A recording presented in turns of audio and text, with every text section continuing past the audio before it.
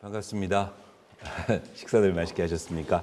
지난주에 이어서 계속 이번 주 정례 브리핑 시간에 다시 뵙게 됐습니다. 방금 저희 의회 홍보팀장께서 설명 드리신 대로 일단은 어제 주례보고를 가졌습니다. 주례보고에서 집행부에서 의회에 보고할 여러 가지 사항 8개 안건에 대해서 저희 보고를 받은 바 있습니다. 그래서 그 부분을 간략하게 제가 좀 브리핑해 드리고 이게 끝난 다음에는 이제 현안과 관련해서 좀 몇 가지 드릴 그 얘기들이 있어서 그렇게 진행을 하도록 하겠습니다. 책상에 놔두신 것처럼 어제 총 8건의 보고 또는 설명을 들었는데요. 첫 번째로 일자리 경제과에서 구리시 경기신용보증재단 소상공인 특례 보증료 지원 업무 협약 보고 이런 안건이 올라왔습니다.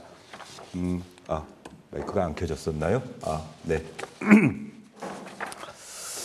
요거는 벌써 한 두 번 설명을 드렸던 것 같습니다. 하나는 그 2차 보존에 관한 예산 설명 드릴 때, 그다음에 지난번에도 그 소상공인 예산과 관련돼서 저 설명을 드렸었고, 이제 그거의 연장선상이라고 보시면 되는데, 그때 말씀드린 것처럼 이제 현재 경기신용보증재단에서 도내에 있는 소상공인들에게, 그러니까 이 신용 보증을 해서 금융권으로부터 그 사업자금을 얻을 수 있도록 신용 보증을 해 주는데 그 보증할 수 있는 캐파는 각 자치단체가 출연한 출연금에 근거해서 한다고 설명드렸었고, 또 그 와중에 이제 각 그 기초자치단체별로 해당 시군의 소상공인들을 위해서 2차 보존, 그렇게 신용 보증 받은 데서 이자를 일부 보존해 준다거나 캐파를 늘린다거나 이제 이런 것들에 대해서 시가 지금 되게 의욕을 가지고 하시고 계시고, 이제 그런 일들은 결국 구리시하고 누가 업무를 같이 하는 거냐면 신용보증재단, 경기신용보증재단이 같이 하는 일입니다. 그러기 위해서는 업무 협약을 맺어야 된다. 그래서 업무 협약을 맺어야 되는데 이 업무 협약을 맺는 것도 의회에 보고하도록 현재 조례되어 있는 상황이기 때문에 일단 보고를 하겠다라고 얘기되는 겁니다. 그래서 1차적으로 이번에 그 업무 협약 맺는 내용은 그 특례 보증료 지원 업무 협약인데요. 일단은 그 현재 출연 금액은 우리 시가 1억 5천을 출연해서 그 이제 우리 해당 우리 구리시에 있는 소상공인들이 금융기관으로부터 대출을 받을 때 신용보증재단에 그 보증을 받아야 되는 상황입니다. 그런데 이제 어제 핵심 내용은 큰 적이는 없었고요.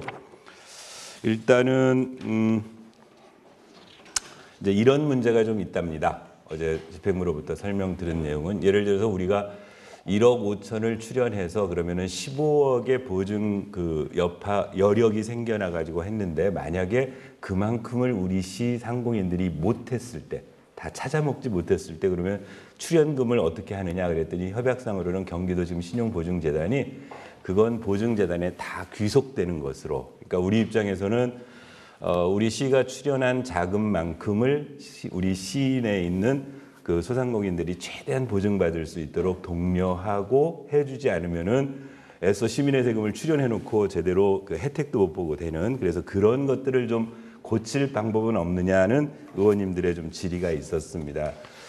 시에서는 그건 경기도 보증재단에서 우리 시뿐만이 아니고 31개 시군이 동일한 조건으로 하기 때문에 그건 어렵고, 시가 생각하고 있는 대책이랄까 이거는 전체 액수를 한꺼번에 출연하지 않고 단계별로 좀 끊어서 출연하겠다, 이제 그런 대책이었고, 그거는 아주 잘한 일이다라는 의원님들의 칭찬이 있었고요.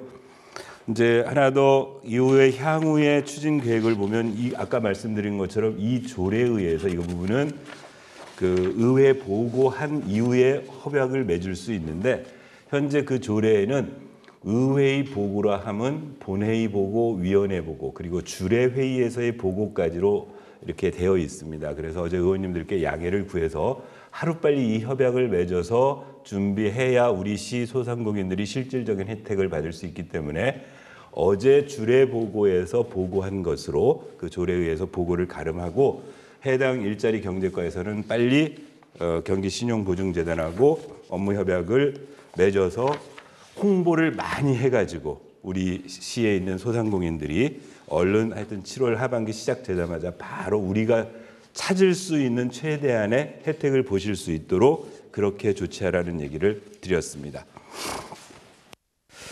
다음 두 번째 안건이 평생학습과의 구리시 시민축구단 육성 및 지원 조례안이었습니다.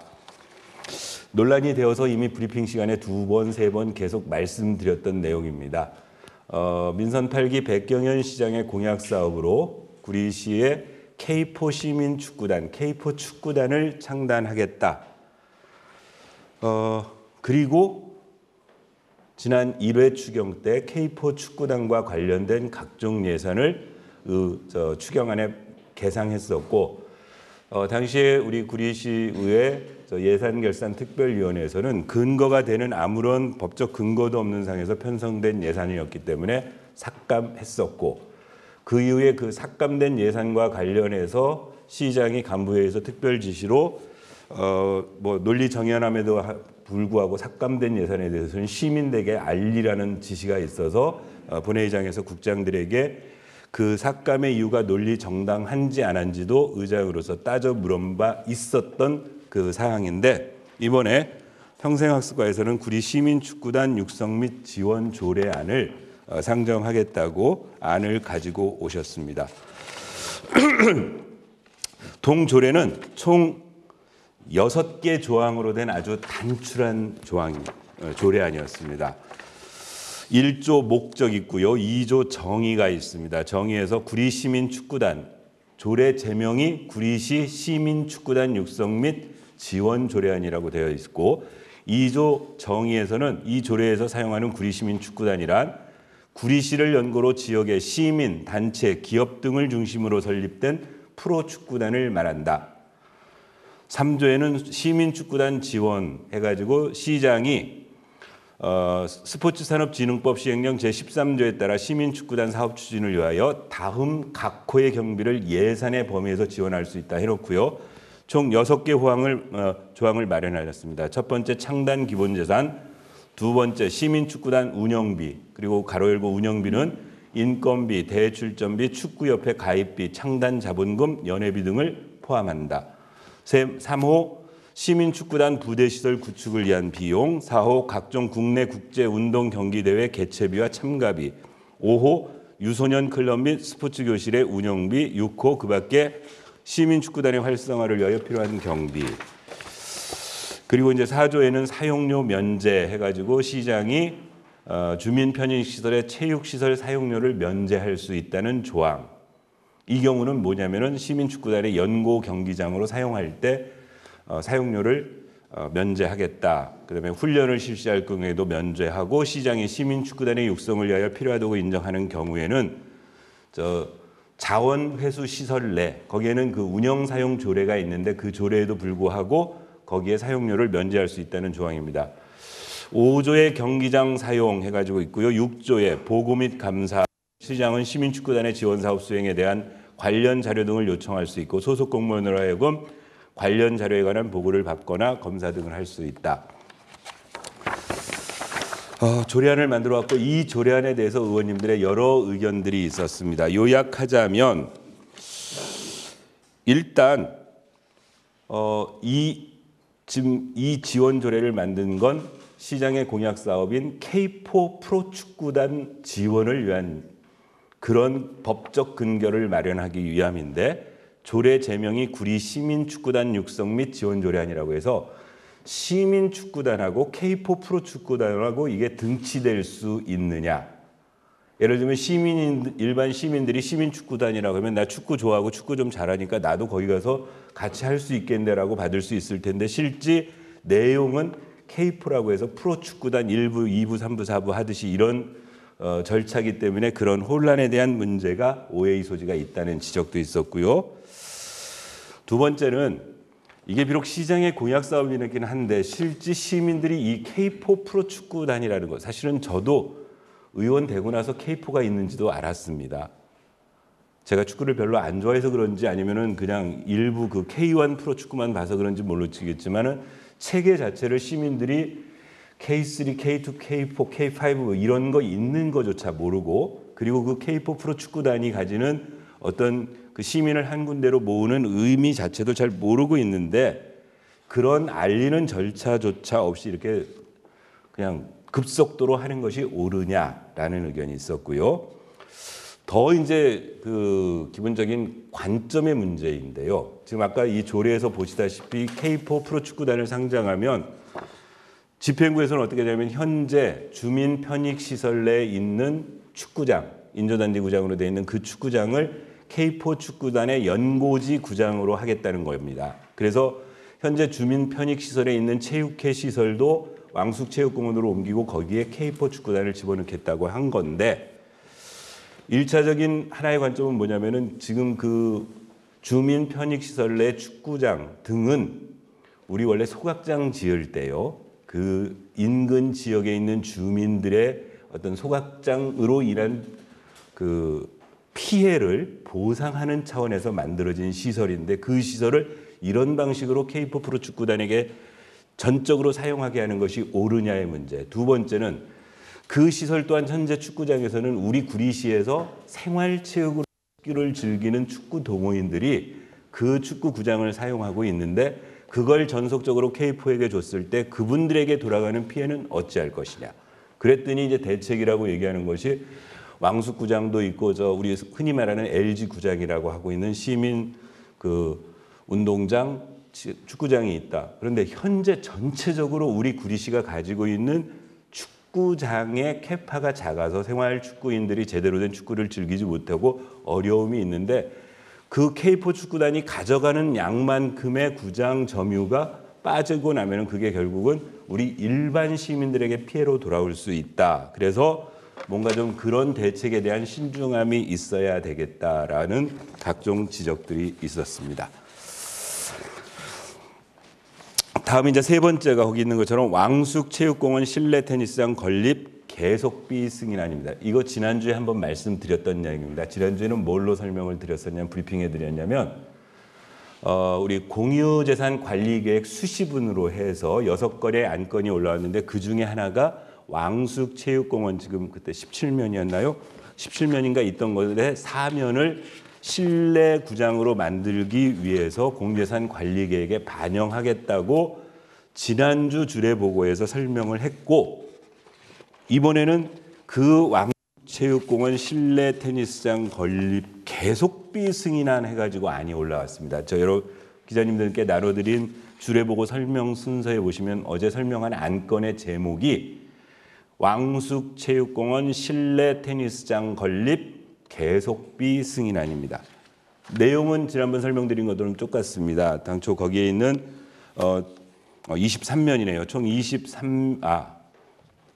총 저희가 공공 테니스장으로 가지고 있는 게 23면입니다. 17면은 왕숙체육공원에 가지고 있고, 나머지 6면은 우리 주민 편익시설, 아까 말한 K4가 쓰겠다는 축구장 옆에 보면 테니스장이 있어서 총 23면을 가지고 있는데, 그중에 왕숙체육공원에 있는 것 중 17면 중에 4면을 실내 테니스장으로 바꾸겠다.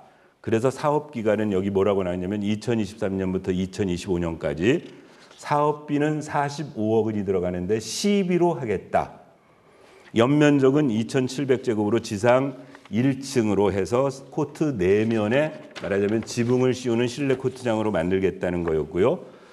그 사업비가 시비를 나누는데 2023년에는 4억, 2021년에 21억, 2025년에 20억 이렇게 해서 이 계속비 사업으로 이렇게 설계를 하겠다. 이렇게 해서 가지고 들어왔는데, 어제 이제 일단 지난번 그 저희가 공유재산 관리계획 수시분 설명 들을 때 똑같은 질문들은 문제의식은 공히 갖고 있습니다. 당연히 우리 시의 살림이 풍족하고 여건이 좋아서 모든 운동구장을 우천시에도 할 수 있게 시설을 해주면 모든 시민들이 다 만족하실 텐데, 과연 지금 45억 정도 드는 비용을 가지고 이 우선적으로 테니스장을 해주려고 하는 이유가 뭐냐, 여기에 대한 질문들이 있었고 등등 그간의 추진 계획을 쫙 하다 보니까 작년 2022년 10월에 추진 계획에 방침을 받았다. 왜 그랬느냐? 시장 공약 사업이어서 그렇습니다. 이제 이 부분에 대한 논란은 지난번에도 형평의 문제, 또 실제 이런 문제들 우리 예산 투여의 우선순위 문제 등등에 대한 논란이 있었던 게 하나가 있고요. 또 하나는 이번 안건과 관련한 또 다른 좀 논란이 있었습니다. 제목이 아까 말씀드렸던 것처럼 왕숙체육공원 실내 테니스장 건립 계속비 승인안인데 최초의 지금 건립 계획을 세워가지고 이렇게 계속비 승인안으로 의회의 승인을 받으려는 게 맞느냐? 이런 류의 승인안을 받아본 적이 사실은 저도 이제 그 전에 8년 의원 생활을 하고 지금 9년째 하고 있으니까 이런 방식으로 하는 거를 지금 처음 받아본 거다. 왜 무슨 이유가 있는 거냐? 또 하나는 의회 전문위원실에 검토를 요구했더니 실제로 이렇게 사업 계속비 승인안이든 뭐가 되려면 사전 절차로 공유자산관리계획에 반영을 한 상태에서 해야 되는데 그것도 지금 지난주에 설명해서 이번 1차 정례회 때 공유자산관리계획을 받겠다고 해놓고 동시에 계속비 승인안이라는 이름으로 이 안건을 올리는 게 프로세스상 맞겠느냐. 그리고 계속비의 진정한 의미가 뭐냐. 통상적으로 계속비를 왜 세우느냐. 오늘 전문위원실에 요구를 해봤어요. 계속비 언제 세우느냐. 통상적으로 시가 어떤 사업을 할 때 그게 단년도에 끝나거나 2, 3년도에 끝나거나 일단 사업계획을 세우는데 그 사업계획이 원래 계획대로 되지 않으면 예산을 2월시켜야 되고 그걸 우리가 명시월이라고 해서 할 수 있게 돼 있고 명시월이 끝난 다음에도 안 끝나면 그게 사고이월이라고 할 수 있는 거고 그런 것까지 다 감안했을 때 단연도에 이걸 세울 수밖에 없는 피치 못한 사연. 예를 들면 국도비 신청을 해서 사업을 진행하려고 하는데 국도비가 연부액으로 주게 되겠다. 3개년 또는 4개년도에 이렇게 주겠다면 그걸 계속비로 받아서 이렇게 사업계획을 세우는 건데 이건 100% 시비로 하는 40억 정도 되는 자본을 가지고 하는 일인데 이걸 계속비로 승인하는 이 절차에 대해서도 이해를 잘 못하겠다 등등의 지적이 있었습니다. 다음 네 번째는 구리시 캠핑장 관리 및 운영조례 일부 개정 조례안입니다. 이게 다 연계가 되는 게요. 기억하십니까? 우리 요 구리시 캠핑장을 현재 그 주민 편익시설, 축구장 옆에 테니스장이 있고 테니스장 옆에 캠핑장이 있습니다. 지난번에 이 캠핑장은 현재 시가 건립을 해서 구리 도시공사에 관리 대행을 맡기고 있는데 그 관리 대행 동의안에 대해서 한번 의회 본회의장에 올렸다가 몇 가지 문제가 되게 돼서 유보했다가 지난번 임시회 때 이게 통과를 시킨 사항이었고요. 이제 그 캠핑장을 관리하고 있는 조례 개정, 일부 조례를 개정하겠다는 겁니다. 핵심은 요금을 좀 올리겠다는 겁니다. 현재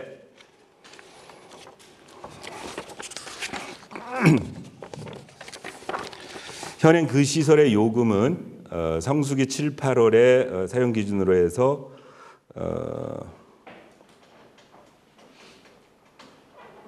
25,000원, 그다음에 평일날은 2만 원 이렇게 되어 있는 요금액을 성수기에는 3만 원으로, 그다음에 여기에는 24,000원으로 해서 그러니까 25,000원 하던 거를 3만 원으로, 그다음에 2만 원 하던 걸 24,000원, 그러니까 평균 20%의 그 캠핑장 사용료를 올리겠다는, 이제 올리려는 이유 중에 하나는 이제 도내 각 곳에 있는 그 캠핑장 현황들을 다 파악하고 요금을 파악해봤더니 저희 구리시의 요금이 가장 낮습니다. 그런데 어찌 보면은 접근성 문제, 이제 뭐 장단점이 있는데요. 좀 더 자연이 수려한 곳으로 가려는 캠핑족과 접근성이 뛰어나서 하루 저녁을 그냥 이렇게 놀고 가려는 캠핑 인구들이 존재하는데 구리시의 입장은 뭐 자연이 수려하거나 그러진 않지만 접근성이 있어서 상당히 좋아서 비교적 선호하는 곳 중에 하나인데 요금이 무척 상대적으로 낮아서 다른 쪽하고 거의 비슷하게 하겠다. 이제 그랬을 때 의회에서는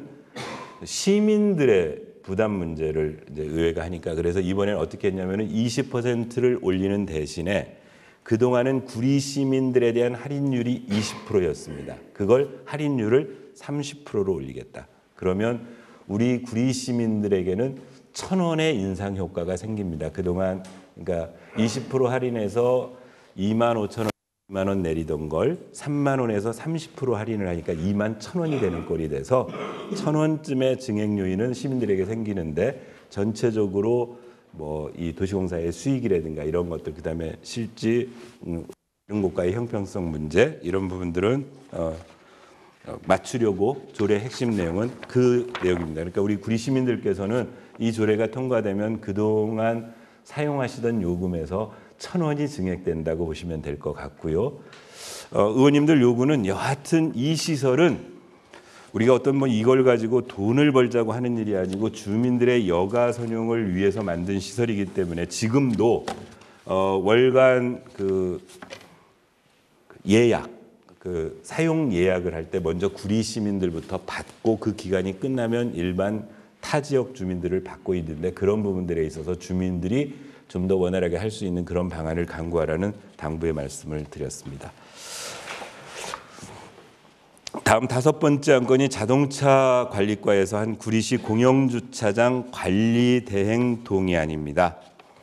아시겠지만 현재 지금 구리시가 관리하고 있는 공영주차장은 총 10공영 공유주차장 해가지고 구리시가 관리하고 있는 게 총 19개소가 있습니다. 이 지금 도시공사가 이게 올해 12월 31일부로 그동안 2년간 관리 대행 계약을 맺어놓고 있어서 현 관리 대행 기간은 2023년 12월 31일까지 있으니까 이 부분을 다시 연장해서 2024년 1월 1일부터 2026년 12월 31일까지 3년간에 걸쳐서 다시 관리 대행을 하시겠다는 그래서 그 동의안을 가지고 오셨습니다. 일단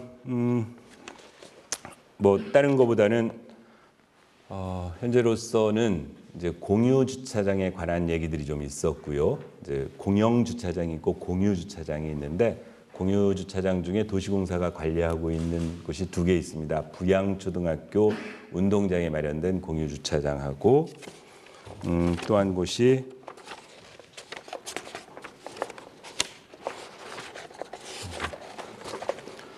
저 갈매동에 있는 국민 그 건강보험공단에 있는 주차장이 이제 공유 주차장인데 지금 도시공사에서 관리를 하고 있습니다. 그래서 이런 공유 주차장과 현재 관리가 되지 않고 있는 자율적으로 시행되고 있는 뭐 공유 주차장에 관한 안내 등에 대한 요구들이 좀 있었고요. 이제 요 관리 대행 문제와 관련해서는 어떤 부분이 하나 있었냐면 이건 계속 검토 사항인데 요 관리 대행을 하고 있는 근거가 구리시 사무의 위탁 및 관리 대행 등에 관한 조례에 의거해서 하고 있습니다. 근데 이 조례에서 말하는 위탁하고 관리 대행의 차이가 뭔지, 그랬을 때 위탁하고 관리 대행이 어떻게 다른지, 어떤 장단점이 뭔지에 대한 좀 자세한 설명을 요구를 했었고, 이 부분에 대해서는 어제 설명이 좀 미진한 부분이 있어서 추가적으로 자료 받고 저희 전문위원실에서도 검토해서 혹시 대도적으로 우리가 놓치고 있는 부분들이 없는지는 다시 한번 살펴보도록 하겠습니다. 그다음 6번째가 구리시 돌다리 여울목 공원 부지 주차장 건립 민간 투자 사업 실시 협약 체결 보고. 제목이 무척 어렵습니다. 차례차례 제목 가지고 풀어드리면 돌다리 가면 여울목 공원이라고 있습니다. 지금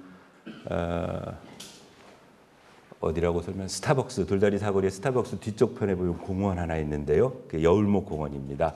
이 여울목 공원에 당초에 이제 이게 어느 사업하고 연관되냐면 지난번에 설명드렸던 인창천 생태하천 복원 사업하고 연관이 됩니다. 당초 계획할 때 인창천을 생태하천으로 복원하면 그 지금 복개해가지고 위에 사용하고 있는 주차장 소요가 존재하기 때문에 주차장이 필요하다.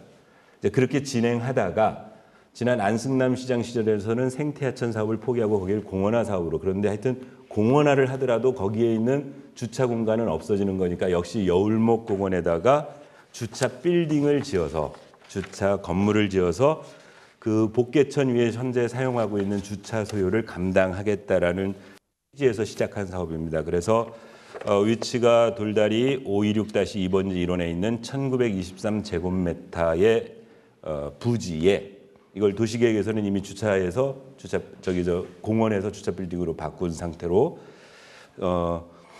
지하 1층, 지상 8층, 연면적 12,000해배 정도 되는 주차 빌딩을 지어서 그중 72.3%는 주차 공간으로, 나머지 27.7%는 근린 생활시설로. 이거는 주차장법에서 주차 빌딩을 지을 때 30% 미만에서는 30% 이하로는 근생시설로 사용할 수 있도록 되어 있어서 이미 우리 어디입니까? 큰집 설렁탕 사거리에 있는 교문 주차 빌딩 같은 경우가 그런 그 규정에 의해서 사용하고 있었어요. 그리고 그러면 주차 규모가 200대가 되고요. 근데 이 사업 방식은 어떻게 하는 거냐면 BTO 사업, 수익형 민자 사업인 BTO 사업으로 지금 진행되고 있다. 그래서 사업 시행자는 주식회사 리치파크. 그래서 공사 기간은 13개월이 되는데 총 사업비가 약 130억 정도 들어가고 정부 환수액으로 92억 정도가 되고 관리 운영은 20년에 갖춰서 사업 수익률은 4.58% 정도를. 그리고 현재 협약 내용으로 보면은 주차 요금은 최초 30분 900원에 초과 10분당 300원, 그리고 월 정기는 10만 원으로 하는 것. 이제 이 사업은 이렇게 진행된 겁니다. 그러니까 그동안 아까 말씀드린 것처럼 인창천 생태하천 복원사업, 그다음에 그게 취소돼서 거기에 공원화 사업하면서 지난 2019년에 민간 제안하는 민간 주차 사업 BTO 사업으로 제안서를 접수했고요. 이거를 경기연구원에서 민간 투자 사업 제안서를 검토했고, 그다음에 계획을 보고하고 등등 일련의 절차를 거쳤습니다. 중간에 의회의 동의도 받았었고요. 지난 8대 의회에서. 그래서 쭉 절차가 진행돼 가지고 현재 2021년 12월 달에 이제 협상 대상자가 아까 말한 사업 제안자인 리치파크라는 그런 회사가 사업 대상자로 지정이 통지됐고, 이제 그러면 그 회사하고 거기다가 BTO 사업에 주차장을 지어야 되는데 어떤 조건으로 어떻게 하는 이 계약서, 협약서를 맺느냐를 용역을 착수한 겁니다. 2022년 5월 달에, 그러니까 작년 5월 달에 그 용역을 착수해서 이제 최근에 그 용역 내용이 이제 결정되면서 지난 2023년 지난주 5월 11일 날 구리시 민간투자사업심의위원회에서 심의를 받아서 원안 의결돼서 이제 의회에 보고하고 그 회사하고 구리시가 협약안을 맺게 되는데 어제 저희들한테 준 요 두꺼운 책자가 협약서 아닙니다. 그러니까 요 페이지 정도 되는, 지금 앞뒷면 복사를 해서 주신 건데 요 정도, 이게 몇 페이지일까요? 80페이지, 80쪽 되는 요게 구리시하고 그 민간 사업자하고 협약을 맺는, 그럼 이 안에 이제 여러 가지 조항들이 다 들어가 있습니다. 어제 의원님들이 이제 몇 가지 요 사업과 관련해서는, 근데 사실은 뭐 이미 열차가 지나간 다음인데 이 BTO 사업에 대한 조금 그 우려 섞인 시각들이 존재합니다. 아까 말씀드린 것처럼 BTO라는 게 수익형 민간 사업입니다. 그러니까 민간 사업자가 자기 돈을 들어서 건설하고 소유권은 우리 구리시에다가 주고 일정 기간, 우리는 이제 그걸 20년 하기로 했는데 20년 동안 그 민간 사업자가 그 주차장을 운영해서 수익을, 자기네들이 투자한 수익을 얻어가는 방식인데, 그러다 보니까 이게 BTO는 통상적으로 이제 잘못하면 그 투자자 입장에서는 위험할 수 있다는 거죠. 자기네들이 사업 예측을 잘해가지고 돈을 벌 수 있는 반면에 사업 예측을 잘못해서 그 수익이 안 나면 고스란히 자기네들이 손해 보는. 그래서 이 BTO 사업 같은 경우에는 주로 이제 정부가 고속도로를 건설한다거나 기간 시설을 만들어 줄 때 일단 우리 예산으로 하기가 힘든 사업이면은 민간 자본을 끌어들이기 위해서 아까 고수익 부분은 인정해 주면서 위험 부분에 대해서는 일정 부분 정부가 담보를 해 줍니다. 예를 들면 민자 고속도로 사업 같은 경우가 일정 이용률이 안 나와서 수익이 안 되면 정부가 보조해주는 뭐 이런 것까지를 협약 안에 다 넣는데 비교적 이 주차장 사업은 그럴 위험성이 별로 없다.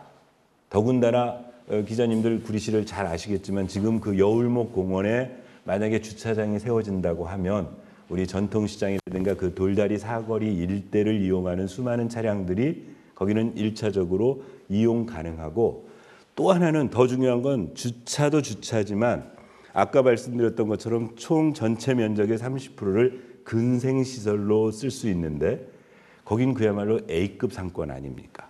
바로 돌다리 사거리하고 연접해 있는. 그러면 이건 상당히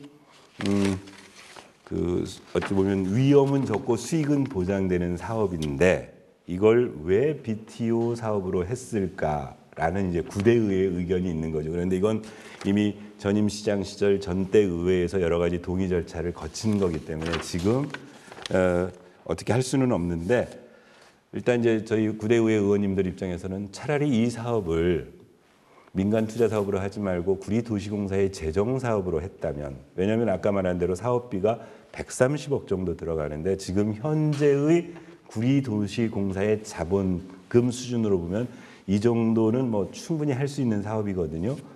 그랬다라면은 안정적인 도시공사의 운영 주요 재원이 될 수도 있었을 텐데 왜 민간에 했을까라는 아쉬움들이 있었고, 이제 또 하나는 아까 말한 것처럼 BTO 사업 입장에서는 사업자가 자기네들의 수익을 맞추기 위해서 그러면 결국 주차 요금 인상 부분이 이제 계속 20년간 발생할 것이다. 그에 대한 안전장치가 있느냐 그랬더니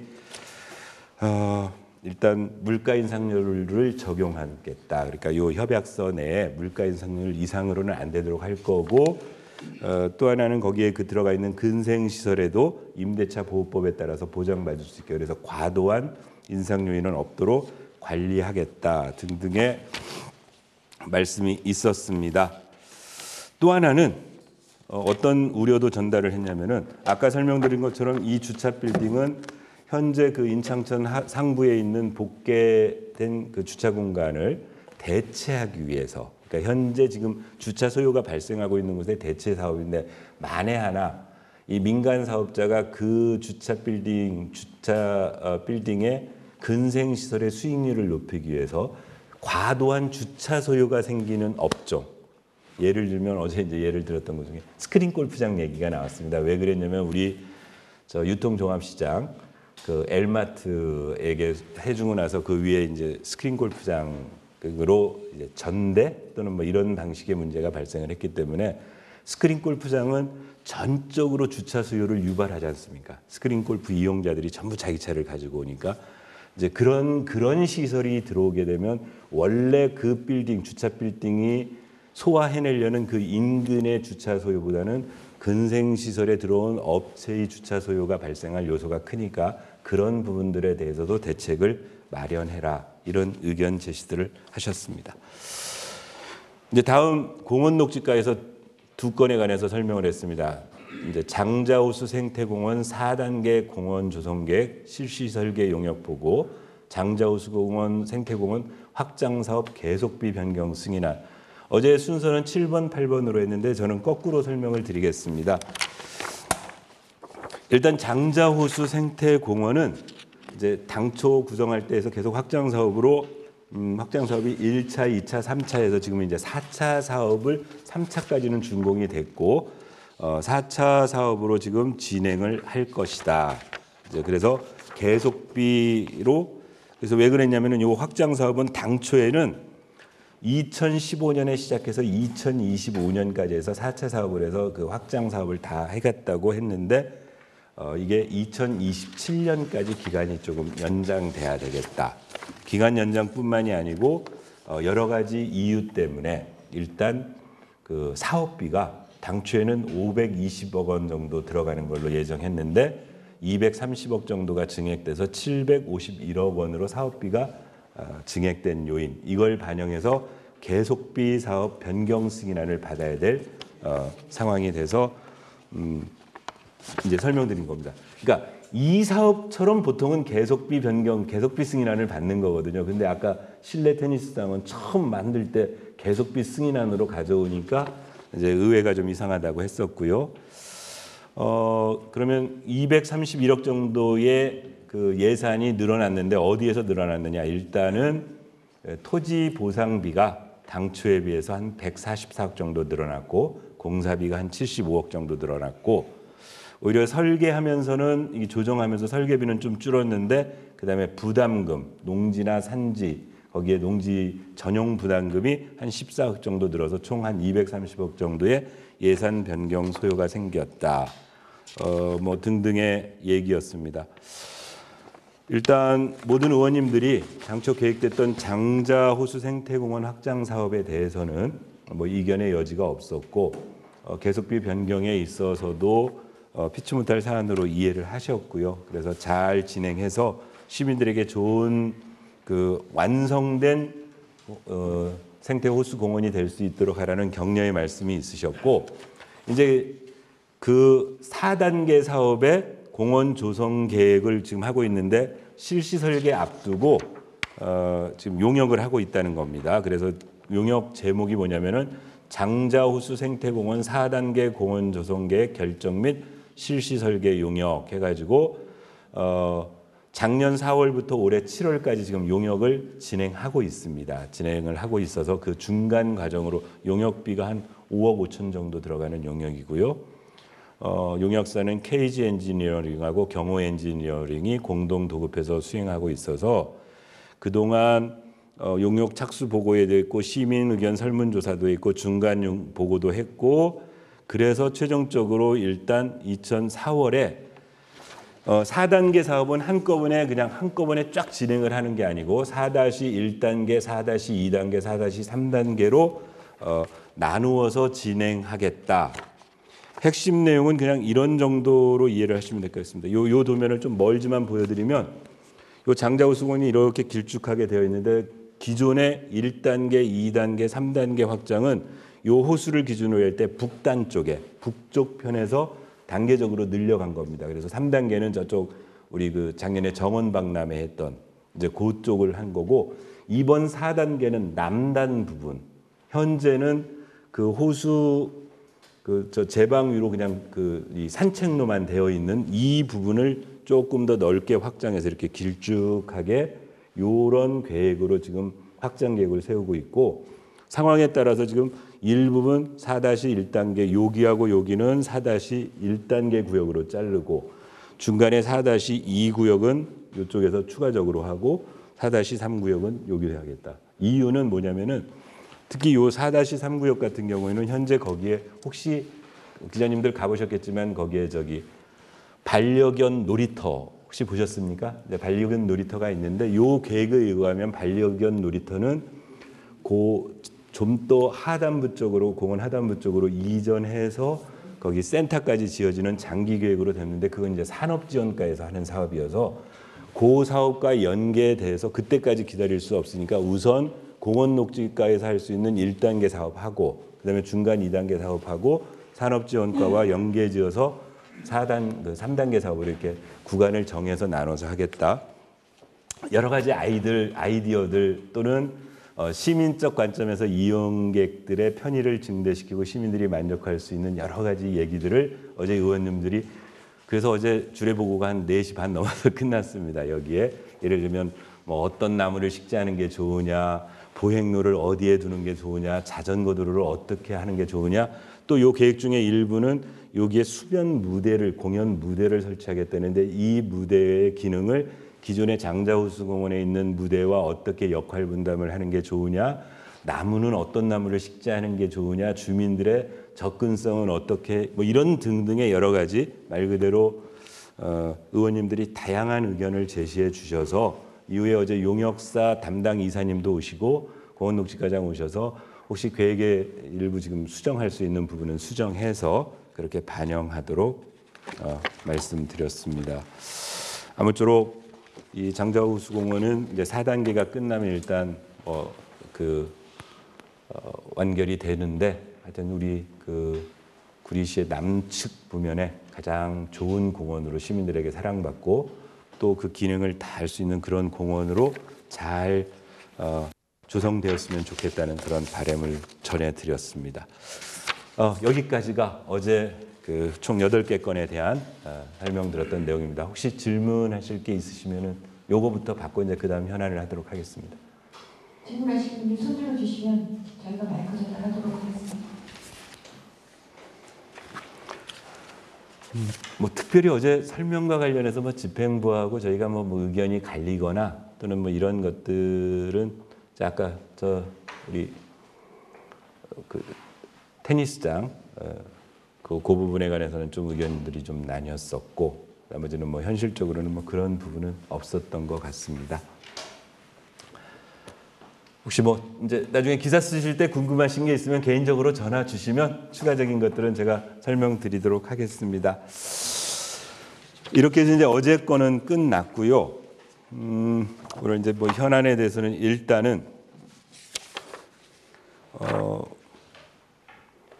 하나 지난주에 제가 설명드렸던 그 브리핑 시간에 보고 드렸던 게 뭐가 있었냐면은 그 전 브리핑 시간에 우리 도시공사하고 농수산물공사에 감사를 해서 공사가 아니고 저기죠. 수택 2구역 재개발 사업과 관련해서 수택 2구역하고 인창 C구역에 실태 점검을 해서 뭐 일부분은 뭐 경찰서에 고발한 건도 있고 이러지 않느냐 이제 그 상황에 대해서 보고 요구를 해서 보고를 받았고 당시 보고 받을 때 이게 일부는 경찰서에 고발된 건도 있고 하니까 뭐 이 세부적인 내용까지는 아니더라도 도대체 제목만으로라도 뭐가 점검돼서 뭐가 지적됐는지는 의회 보고 가능하냐 그랬더니 당시 담당 과장이 가능합니다 그랬거든요. 그래서 저희가 자료 제출 요구를 공문으로 의장이 서명해서 보냈거든요. 그랬는데 시에서 구리시의회 의회 사무과 호와 관련하여 시의회 요구 자료, 수택 2구역 및 인창 C구역 등 조합 운영 실태 점검 결과 및 조치사항 세부 내역에 더하여 자료 제출 불가하다는 공문을 받았습니다. 불가 이유는 법적 근거가 지방자치법 시행령 제48조에 의해서 현재 수사 중인 사건에 해당해서 자료를 이렇게 공문으로 왔어요. 그날 담당 과장은 왜 그게 가능하다고 했는지 모르겠고 이후에 따져보겠고 결국 뭐 구리시장 명의의 도장이 찍혔으니까 시장이 안 된다고 한 거겠죠.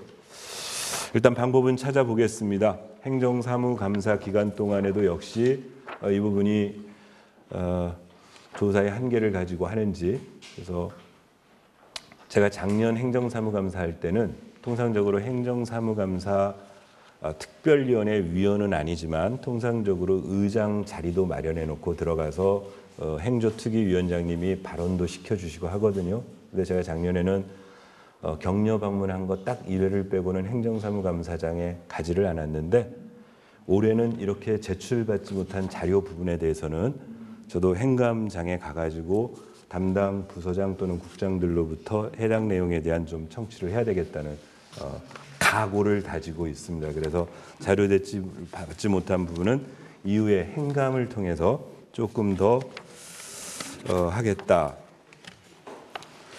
이제 하나 더 지금 이 문제도 그렇고요. 그러니까 주무 담당 과장이 의회에 와서 이건 커다란 문제 없어서 자료 제출 가능합니다라고 얘기를 들어서 공문으로 자료 제출 요구한 건에 대해서도 자료 제출이 안 된다고 합니다. 또 하나 저희가 올해 야심차게 의회에서 의정 간담회를 약 한 35개 단체하고 해서 그 의정 간담회에 참석한 각 단체 임원들에게 어떻게 설명을 드렸냐면 의정 간담회에서 다뤄지는 내용들을 저희가 전부 다 속기를 합니다. 속기사가 있어서. 그래서 그중에 우리 시민들이 요구하는 사항 뭐 이런 것들 중에 의회가 할 일은 의회가 하고 우리 집행부가 해야 될 일에 대해서는 집행부 쪽에 대해서 조치 계획이라든가 뭐 이런 것들에 대해서 답변을 들어서 알려드리겠습니다. 이렇게 했거든요. 그래서 저희가 1월부터 시작해가지고 2월 24일 날 그동안 했던 8개 단체의 건의사항 107건에 대해서 반영 여부 및 주간 보소 검토 의견을 보내달라. 그다음 3월 20 저희 그다음에는 3월 10일에 이거는 이제 2월 13일 날 그렇게 했고 또 한 달 동안 열심히 의정 간담회 해가지고 저희가 3월 13일 날 3월 10일 날 같은 그런 조치 계획을 보내달라고 공문으로 2번을 보냈어요. 그래서 첫 번째 거는 2월 24일까지 조치해 주세요. 두 번째 거는 3월 24일까지 조치해 주세요. 그런데 오늘 5월 16일까지 오늘 5월 17일이죠. 묵묵부답입니다. 그래서 오늘 오전에 제가 서명해서 다시 보냈습니다. 구리시의 의정간담회 1, 2차 시민 건의사항에 대해서 반영 여부 및 주간부서 검토 의견을 5월 24일까지 의회에도 보내달라는 재촉 공문을 보냈습니다. 우리 기자님들 쓰시지만 우려들 많이 하시잖아요. 여소야대 국면에서 집행부와 의회가 서로 협업하고 협조하기보다 서로 대립하고 이러면 협치가 안 되고 이러면은 결국 피해가 주민들에게 돌아가는 거 아니냐. 열심히 노력하고 있는데요. 지금 보시는 것처럼 이런 정도 사항에 대해서 서로 협조가 안 되면 의회가 지난 주 일요일 날도 이제 제가 그 축구협회 협회장기 대회를 갔었습니다. 우리 협회장님께서 대회 인사 말씀을 하시면서 축구인들의 염원인 K4를 시장이 지금 추진하고 있는데 의회가 당리당략에 의거해서 예산을 안 세워줘서 못하고 있다. 이유가 예산과 조례를 같이 올려서 순서가 틀렸다고 그런다. 그렇게 말씀을 하세요. 그래서 보통은 제가 축사로 가면은 덕담만 하고 옵니다. 보셨겠지만 덕담을 하고 오는데 그날은 나가서 바로 잡고 왔습니다. 첫째, 지난 1차 추경의 예산결산특별위원회 위원장은 시장과 같은 당 소속의 국민의힘 소속의 시의원이 예결특위 위원장이었습니다. 당리당략이라고 했다면 그야말로 그 예결특위 위원장님이 거부를 하셨어야 옳은데 의원 예결특위에서는 다 개수조정해서 삭감해서 보냈습니다. 두 번째, 예산과 조례를 같이 올리셨다고 했는데 말씀드린 것처럼 조례는 어제 주례보고에서 설명을 했습니다. 그러니까 협치하자고 하면서 의회가 나름대로 논리적으로 전달되는 또는 의회의 어떤 결정사항에 대해서 이런 시민사회 또는 관련 이해관계자들에게 이렇게 왜곡된 방식으로 전달되는 부분들에 대해서는 심대히 유감이라는 생각을 가지고 있습니다. 앞으로 의회는 이런 부분에 대해서 엄정하게 대응하고 의장으로서는 최대한 협치할 겁니다. 왜요? 의회의 존재 이유도 시민 복리를 증진하기 위해서 의회가 존재하는 거고 시민의 대의기관이 존재하는 만큼 이런 부분들에 대해서 협조할 부분에 대해서는 최대한 협조할 예정입니다. 다만 집행부에 대해서 상응한 만큼 의회의 진정성 있는 이런 대응에 제대로 좀 대응을 해주셨으면 좋겠다라는 당부의 말씀을 드립니다. 이제 마지막으로 이제 좀 착잡합니다. 제가 오늘 결제한 서류 중에 하나가 2023년도 국민권익위원회 청렴도 평가 대비 구리시의회 반부패 청렴 추진계획 이런 계획을 결제를 했는데요. 무슨 얘기냐면 국민권익위원회에서 정부 각 기관에 대해서 지금 청렴도를 이렇게 측정을 하고 있지 않습니까? 그래서 가을쯤 되면은 전부 발표를 하는데 이 기초의회 전국에 있는 기초의회는 지난 3년 전에 2020년에 청렴도 평가를 받았답니다. 그때 제가 의회에 없었으니까 당시 구리시 의회는 2020년 종합 청렴도 평가에서 10점 만점에 7.44점으로 종합 2등급에 이제 랭크가 됐어요. 그리고 2021년, 2022년은 대상이 아니었다가 올해 2023년 올해가 전국 기초지방의회들이 다시 청렴도 평가를 받는 해입니다. 그런데 아까 우리 담당 팀장님하고 주무관하고 제가 결제를 하면서 한숨을 푹 내셨습니다. 이 청렴도 평가하는데 2개 항목이 있는데 크게 구성을 되면은 이제 청렴 체감도가 있습니다. 청렴 체감도. 이건 주로 어떤 방식으로 측정하게 되냐면은 그 시민들이 느끼는 이제 이 체감도이니까 설문조사를 통해서 합니다. 그런데 이제 불행히도 지난 한 3주, 4주 동안 문제가 되었던 우리 구리시 의회와 관련돼서 여러 가지 논란들이 있었던 사항이 시민들에게 전달되어졌고 그 전달된 내용이 결코 긍정적이거나 뭐 호감을 자아내는 일이 아니었지 않습니까? 그래서 참 의장으로서 이제 청렴도 평가를 받아야 되는데 난제를 가지고 받는구나. 그래서 아까 팀장하고 주무관님하고 그래서 나중에 혹시라도 국민권익위원회에서 올 연말에 지방의회 청렴도 결과가 나왔을 때 이제 제가 그래서 미리 추진 계획을 말씀드리는 게 여하튼 그럼에도 불구하고 의회 입장에서는 저희가 해야 될 일들을 투명하게 하기 위해서 여러 가지 지금 시책이나 이후에 쭉 해나가겠습니다. 예를 들면 청렴 교육도 더 강화하고 현재 의원 행동 강령이라든가 이번에 문제가 야기돼서 윤리특별위원회 같은 것 운영할 때 보니까 저희가 미비했던 것, 미처 준비하지 못했던 것들 다 완결시킬 생각이고요. 그다음에 권익위에서 요구하는 제도 개선, 예를 들면 국민권익위원회에서는 작년 12월 26일자로 예를 들면 부패 방지 실효성 제고를 위한 조례를 만들어라. 뭐가 있었냐면은 현재 구리시의회 의원 의정 활동비 등 지급에 관한 조례가 있는데 예를 들면은 지방의원이 징계를 받아서 출석 정지가 되면 의정 활동비도 깎아라.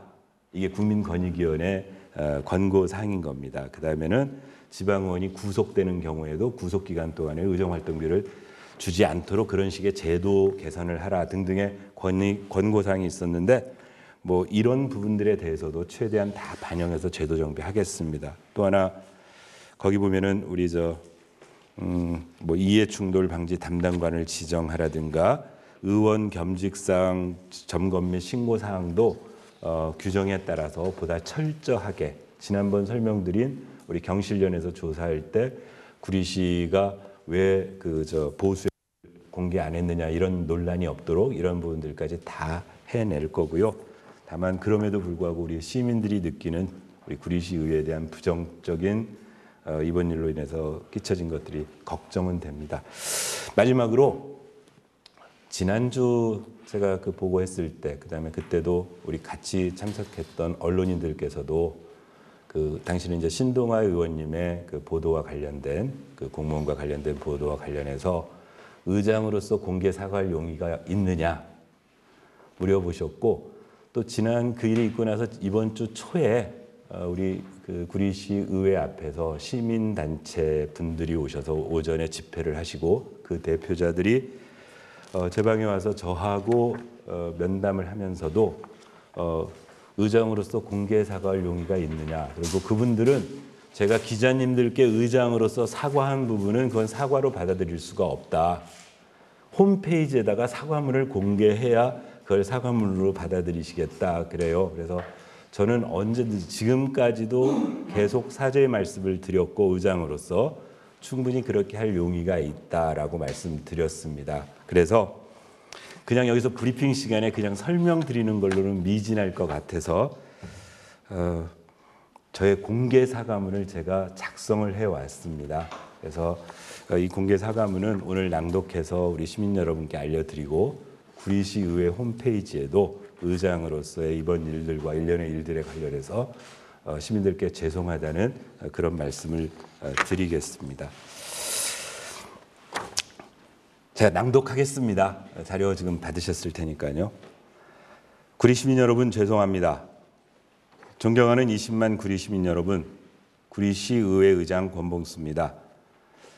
역대 구리시 의회에서 일어나지 않았던 초유의 사태에 대해 구리시의 의장으로서 먼저 죄송하다는 말씀 드립니다. 최근 구리시 의회에서는 신동아 의원의 공무원에 대한 부적절한 처신, 이경희 의원의 명예훼손 피서권과 관련한 일들이 일파만파 터져서 동료 의원들이 징계를 요구하는 상황까지 이르렀습니다. 구리시의회를 이끌어가는 의장으로서 구리 시민 여러분께 죄송한 마음과 함께 다시 한번 제 자신을 되돌아보는 계기가 되었습니다. 의장으로서 동료 의원들이 요구한 2건의 징계권은 본회의에서 윤리특별위원회에 회부하는 것으로 보고하였습니다.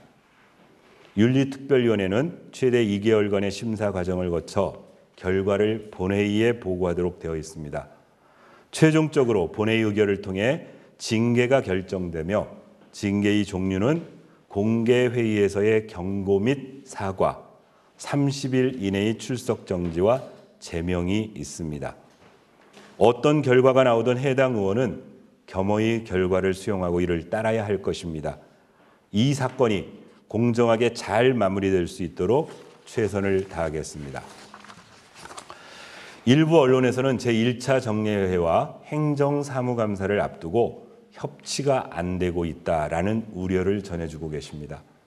윤리특별위원회 심사 결과 및 외부 여론과는 별개로 구리시의회는 행정수행이 합법적이고 한목적적으로 운영되도록 감시할 것입니다.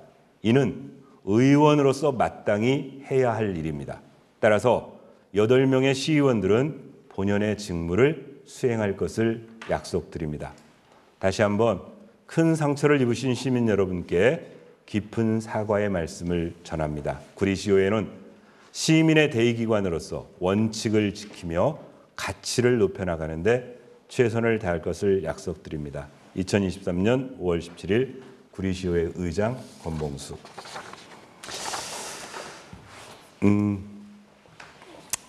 그냥 솔직한 제 느낌을 시민들께 죄송하기도 하고 이런 사태에 대해서 당혹스럽기도 하지만 여튼 그럼에도 불구하고 의회가 해야 될 역할, 의회가 가져야 될 가치에 대해서 어찌 보면 전화회복의 계기로 삼아서 더 열심히 하겠다는 그런 말씀을 드립니다. 오늘 제가 준비한 브리핑 내용은 여기까지입니다. 혹시라도 아까 이제 주례보고권에서는 질문이 없으셨고 이후 현안에 관해서 조금 제가 보충해야 될 그런 게 있으시면 질문 주시면은 그것도 역시 제가 성실하게 보충하도록 하겠습니다.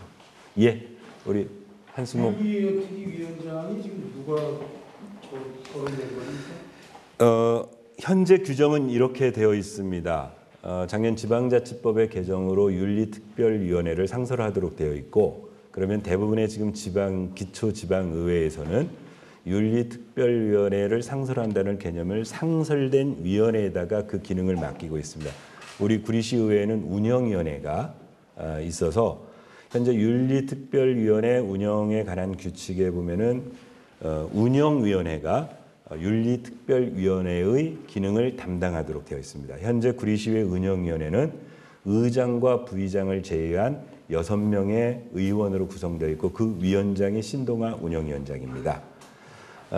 그런데 이제 아까 말씀드린 것처럼 이번 윤리특별위원회에 신동아 의원과 이경희 의원이 징계 대상으로 지금 요구되어져 있기 때문에 1차 윤리특별위원회를 일단 소집할 권한은 그 위원장이 일단 소집을 할 거고요. 그다음에 그 규칙 안에 보면은 징계의 당사자가 되는 분은 스스로 회피하거나 위원회에서 의결해서 제척시키도록 되어 있거든요. 그건 이제 운영위원 6분이 모이셔서 회피 또는 제척이 되면 이제 운영위원장이 현재 원래 윤리특별위원장이어야 되는데 제척되면 간사는 국민의힘 소속의 김용현 의원이 간사입니다. 그렇게 하고 또 하나 이제 좀 서로 그 의원님들이 논의해야 될 것은 지금 2건의 징계 요구가 동시적으로 발생한 건이기 때문에 이거를 순차적으로 처리할지 그걸 동시적으로 병합해서 처리할지 이런 부분도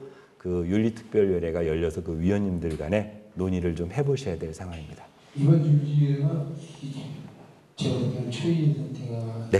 생각이 들어갑니다. 그래서 거기에 의미가 더 있는 것 같고 그러면 신동아 의원이 배척돼야 되는 거잖아요.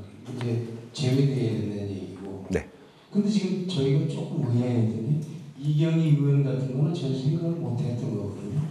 근데 이것이 이제 거론이 되니까 아니 이게 합당한가 또 그것은 개인적인 어떤 저희가 알기로는 단톡에서 이제 오고 같은 사항이 문제가 돼서 명예훼손이나 이런 것이 얘기가 된 것 같은데 윤리에는 이것이 현재의 제도는요. 예. 그러니까 제도는 뭐 그런 거지 않습니까? 우리가 상식적으로 할 때 보통 경찰에 고발하거나 고소하면 상식적 수준에서 아 이게 저게 고발이 돼 고소가 돼 이렇게 평가는 할 수 있는데 궁극적으로 고발 고소건이 되면 그 건의 여부를 판단하는 기구가 존재하잖아요. 예를 들면 경찰에 고발하면 이 건이 사건이 되는지 안 되는지를 거기서 수사해서 결정하는 거고 뭐 또는 검찰에 고발하면 검찰이 결정하는 거고 고소하면 그 고소건에 대해서 마찬가지로 현재 지방자치법이나 조례나 규칙에 의거하면 지난번에 설명드렸던 것처럼 지방의원의 징계 사유가 발생하면 세 가지가 명시되어 있습니다. 의장이 징계를 요구하는 경우, 위원회에서